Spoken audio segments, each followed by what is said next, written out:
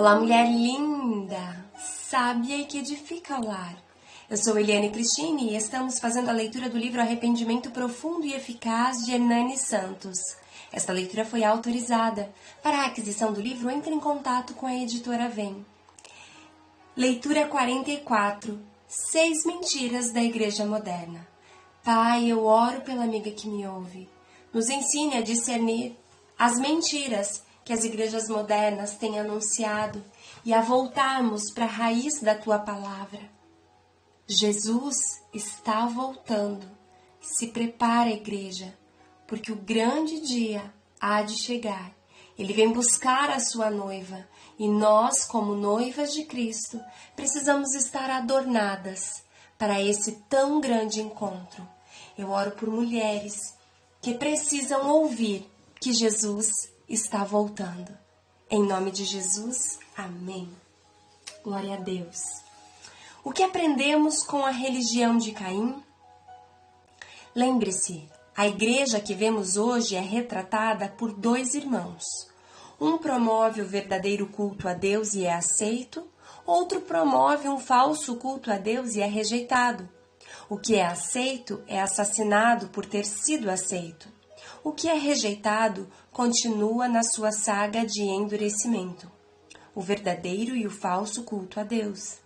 Caim e Abel iam juntos adorar ao mesmo Deus. Caim e Abel participavam do mesmo culto ao único Deus. Caim e Abel estavam fazendo as mesmas coisas ao mesmo Deus. E por que Deus aceitou Abel e rejeitou Caim? Ora, Deus faz acepção de pessoas? Deus não faz acepção de pessoas, mas faz de fé e de intenção. Exemplo de fé. Jesus disse ao centurião: nem em toda Jerusalém vi tamanha fé. Exemplo de atitude. Deus aceita a atitude de Abel e rejeita a de Caim. Caim é um exemplo do falso culto a Deus. Caim é a prova que, mesmo fazendo para Deus, não pode fazer de qualquer maneira. Caim é a prova que, se não for da maneira e do jeito de Deus, pode até fazer certo. Deus não aceitará. Caim é a prova que as coisas para Deus têm de ser do jeito e da maneira dele. Caim é a prova que Deus não muda, que Deus não tem um jeitinho de fazer. Parte do cristianismo hoje promove um culto falso a Deus, mesmo sendo ao Deus único e verdadeiro. Se aparecemos na TV falando de Jesus com mulheres seminuas atrás dançando, Deus aceita? Podemos falar de Jesus em altares pagãos? Podemos misturar o santo com o profano? Caim e Abel, 2 irmãos adorando ao mesmo Deus, e só um é aceito. É o retrato da igreja cristã de hoje. 3 erros da religião de Caim. Primeiro, interpretação da Bíblia. Caim interpretou erradamente a voz e a palavra de Deus e custou caro. O movimento moderno tem desprezado o conhecimento profundo das Sagradas Escrituras. Teologia não é o mais importante, mas muito importante. Nunca despreze o conhecimento. Teologia, nunca despreze a oração, paixão. A verdade é que o cristianismo moderno não consegue ter equilíbrio. Uns são apenas apaixonados e buscam apenas em montes, jejuns, intimidade, orações. E isto é muito importante. Outros buscam apenas nas letras, nas faculdades, no conhecimento. Isto também é muito importante. Observe que o Paulo disse: dedique-se à oração e ao estudo das Sagradas Escrituras. Notem que a oração vem em primeiro, mas nada está entre a oração e o conhecimento. Mas qual a maneira certa de interpretar a Bíblia? A religião de Caim diz que não existem regras. Eles fazem suas regras, contanto que façam. Não levam a sério nada que é sério. 5 maneiras de interpretar a Bíblia. Primeira, o princípio literal. Interpretar a Bíblia literalmente não é literalismo escravizante e rígido. Significa entender as Escrituras em sua lógica sem floreamentos, levando em conta seus símbolos, suas parábolas, mas que não mudam o curso literal do sentido da Escritura. A primeira coisa a ser entendida na interpretação da Bíblia é não tentar trazer revelações onde não tem, É ler de maneira simples e literal, dizer o que se lê e ler o que se diz, sem nada acrescentar. Não mude o curso do texto. A revelação é o texto, não o que veio à sua mente. Ser um pregador literal é ser um pregador com exatidão da palavra. Ser um pregador literal da palavra, sem pseudo-revelações pessoais, é trazer glória para as sagradas palavras de Deus. Segunda, o princípio histórico. É necessário ao leitor conhecer o ambiente cultural e histórico do texto que leu. Isso muda muito o sentido do texto. O conhecimento cultural, geográfico, político no qual se insere a passagem pode lhe trazer uma luz a qual você não estava tendo. Quando entendemos o contexto histórico, a passagem geralmente interpreta a si mesma. Para entendermos qualquer livro da Bíblia, temos de entender a história envolvida por trás dele. No caso das epístolas, quais eram os costumes das pessoas, a política da cidade, quem governava, qual a geografia, como era a cultura, tudo isso faz a interpretação ter mais credibilidade. Para adquirirmos isso, podemos usar dicionários, manuais, comentários bíblicos e historiadores do tema estudado em questão. Terceira, o princípio gramatical. Com certa frequência, a construção gramatical de um texto é a chave para seu entendimento. Às vezes, o significado depende de uma formação tão simples como uma preposição. Isso mal lido muda tudo, e muitas vezes é o que eles chamam de revelações. Muitas vezes é necessário cavar na raiz da palavra, indo ao original, para saber o que realmente está dizendo. É importante saber se na expressão do texto encontra-se por causa de, por meio de, em, por ou com. Essas expressões e preposições mudam completamente o sentido do que estávamos pensando a respeito do texto. Já me perguntaram muitas vezes o que faço para preparar um sermão. Eu respondo, gasto umas 2 semanas ou mais confeccionando um sermão.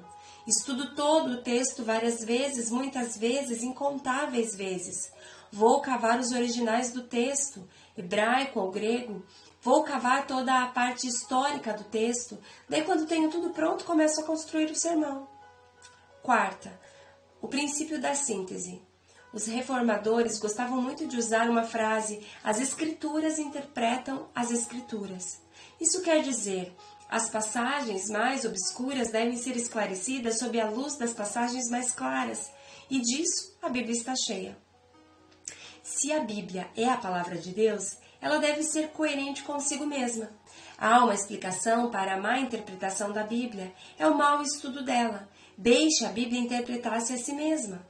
Nenhuma parte da Bíblia pode contradizer a si mesma. Se não entendeu, leia muitas vezes e logo você achará, na própria Bíblia, em textos mais lúcidos, o que o obscuro não lhe deu à luz. O princípio da síntese une uma parte da Bíblia a outra. Isto é lindo e maravilhoso. Caso sustentemos uma parte da Bíblia incorretamente, vamos ter dificuldades em encontrar vários textos confirmando a nossa vã interpretação. Uma boa e verdadeira interpretação é fácil de ser defendida e encontrará repouso em muitos outros textos. Isso é a Bíblia interpretando a Bíblia. As passagens óbvias devem interpretar as mais complexas. É nisso que consiste o princípio da síntese. Por isso é que as doutrinas não podem ser formadas de textos isolados, textos únicos, mas têm de ter no mínimo 3 a 4 textos confirmando claramente a mesma coisa. Quando um pregador bíblico prega, geralmente ele guia sua congregação a vários textos bíblicos, dizendo a mesma coisa. Não cada texto dizendo uma coisa diferente da outra. Quinta, o princípio da aplicação prática.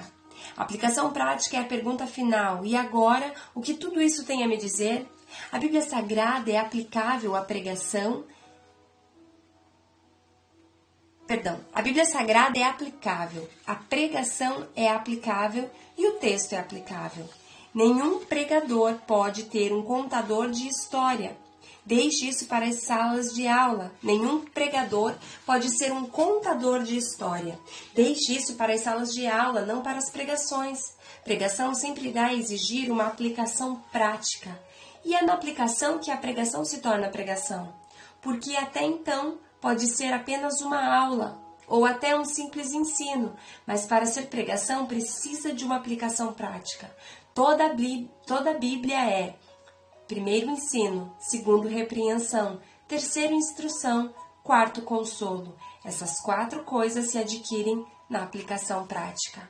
Uau, glória a Deus! Aqui o autor transcreve maneiras de interpretar a Bíblia e fala também, dá continuidade a respeito da religião de Caim. É muito importante que nós entendamos que a interpretação bíblica deve ser feita com dedicação. Você não precisa ser um grande teólogo e nem ter cursado uma faculdade de teologia, embora isso é muito importante na vida dos pregadores.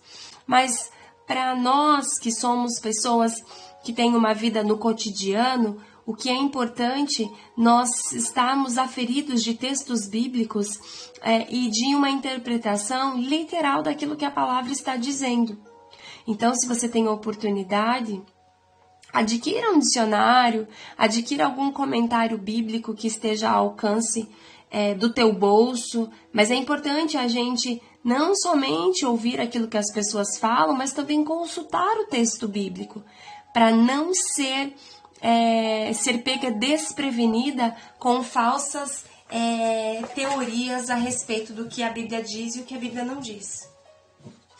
Muitas pessoas se perderam em religiosidade com dogmas daquilo que Deus nunca falou. E existe hoje uma igreja que precisa ser curada. Precisa ser curada no natural e no sobrenatural. Natural no conhecimento verdadeiro e genuíno daquilo que a Bíblia fala a respeito do homem, da redenção, da restauração, da cura, da libertação. E no sobrenatural, uma igreja que precisa orar, uma igreja que precisa ir aos pés de Jesus para equilibrar aquilo que o apóstolo Paulo fala a respeito de oração e conhecimento. Dedique-se à oração e ao estudo das Sagradas Escrituras. Esse é a orientação que Paulo dá à igreja, que somos nós hoje. Essa aplicação é prática para nós. Que Deus te abençoe, um grande beijo e até a nossa próxima leitura.